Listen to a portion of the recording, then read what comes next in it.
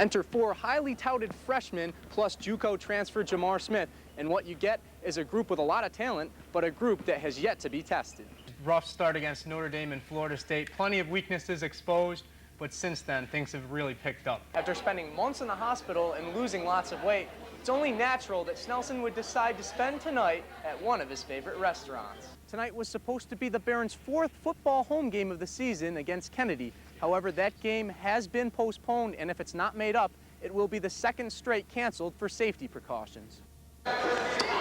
Trinity coach Larry Kostelak's commanding voice greeted his players today as they took their first steps down a new path.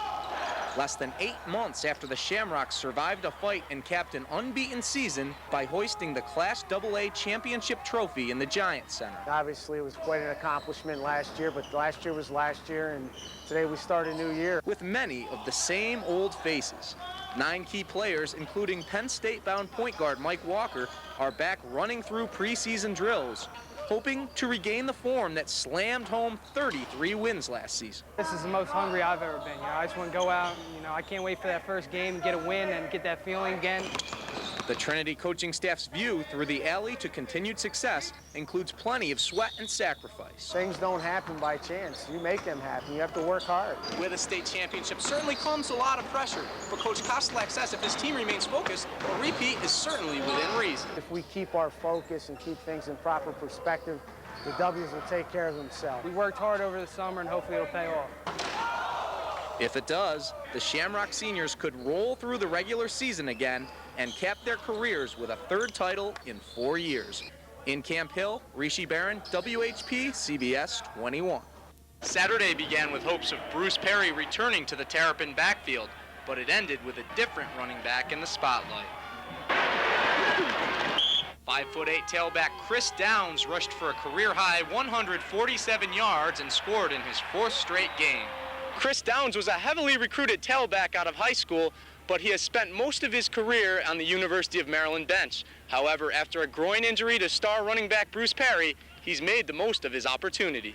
It's kind of an enjoyment for a coach to see a kid who's been in your program for such a long time and not got a lot of playing time, and then comes in and excels. Teammates say Downs' hard work during practice has paid off on the field, where he's displayed speed, elusive moves, and desire.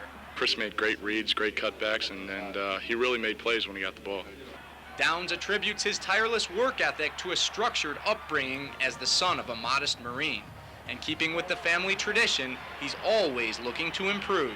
I could have made a few more, better cuts and reads, but for the most part, I did okay. Even when Perry returns, Coach Ralph Friedgen insists Downs will continue to get playing time because he's earned it.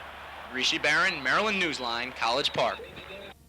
5 victims in 5 locations. People conducting their normal routines unknowingly in the wrong place at the wrong time. It looks to me like that guy was just cleaning out the bag from his lawnmower, and he was on the edge of the road here when he was shot. A man with his lawnmower, a cab driver getting gas, a woman sitting on a bench in front of a post office. Not the people you'd expect to be the victims of a killing spree. This is the Shell station where a woman was shot next to this vacuum cleaner, the 5th fatality in a 16-hour time period. The mysterious murders began last night when a man was shot to death in the parking lot of this Wheaton supermarket. 4 more were shot before 10 this morning, leaving police following their only lead. We have a box-type Mitsubishi or Isuzu-type delivery truck, small black lettering on the side, and damage to the rear lift door. The vehicle described was seen leaving a mall near Leisure World. Just minutes earlier, a woman had been shot in the head. Police in and around the county are now stopping any truck that fits the description and searching drivers. I think we all have common sense in terms of what appears to be the obvious. It appears to us that there's something that may be related. We don't know what. Local residents are in a state of disbelief, knowing it could have just as easily been them. That guy just died right where I've had my car and pumped gas many times. Total shock and disbelief is probably the best way to describe it. Here now with sports news and highlights is Rishi Barran. Yes, Tony and Amanda. In a rematch of last year's national title game, the 9th-ranked Terps looked to remain undefeated last night against number 10 Indiana. Unlike the title game, this one would come down to the last second, literally. We pick things up in the first half. Senior point guard Steve Blake draining the three as he falls down. Terps up 11, but Indiana had the not-so-neutral court advantage and would come back. Tom Coverdale scoops through to cut the lead to 2.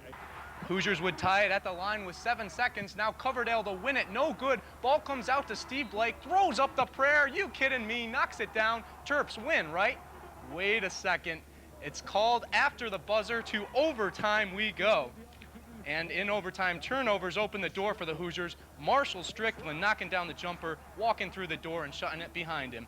Coverdale scored 30. Indiana wins 80-74. On the football field, 3 Terps were named ACC Players of the Week: center Todd White, linebacker E.J. Henderson, and kicker Nick Novak, each honored for their great efforts in Maryland's 32-14 win over Wake Forest on Saturday.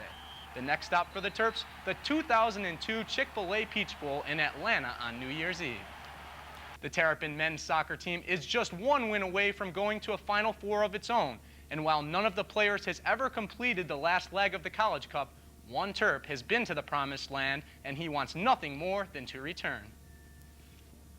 Head coach Sasho Surofsky surveys his team, knowing it's something special. The men's soccer squad already has 19 wins and an ACC title underfoot. With a win Sunday over Connecticut, Surofsky's Terps will be headed to the Final Four. Sasho Surofsky took the Terps to the Final Four in 1998, but they haven't been back since. After a couple of tough years with injuries, though, this year there's a young group hungry for a championship. It's been really gratifying to be able to come back and to really put ourselves back among the elite in the country. Connecticut kept Maryland out of the net with a 2-0 Husky win back in October. But since then, the Terrapins have rolled to win 9 of 10. Now they get another chance at UConn on their home field. For their coach, an opportunity to go back to a place that's harder to reach than it seems. You get there the first time, you think you're going to come back every time, and it's a real tough grind to get back there. It's a very, very special moment. This ACC championship team has no seniors, but leadership hasn't been a problem. The talented group has bonded under the guidance of Surofsky. We're all out here having fun and we're all close. And as much as each player will individually enjoy it if the Terps are able to advance, a part of their celebration will be saved for the man who practices with them every day. So happy for him. We know for him especially it's been tough, and he's always talking about how it's his dream to win a national championship, so hopefully we can make that happen for him. I'd have a hard time probably finding the words to describe it. I've dreamt of it many, many, many times. The Terps get their second crack at Connecticut Sunday afternoon at 1 on campus at Ludwig Field, and Coach Surofsky says he wants everyone who can to come out and support the team. So bundle up, guys. Head out to Ludwig on Sunday. It'll be a great game.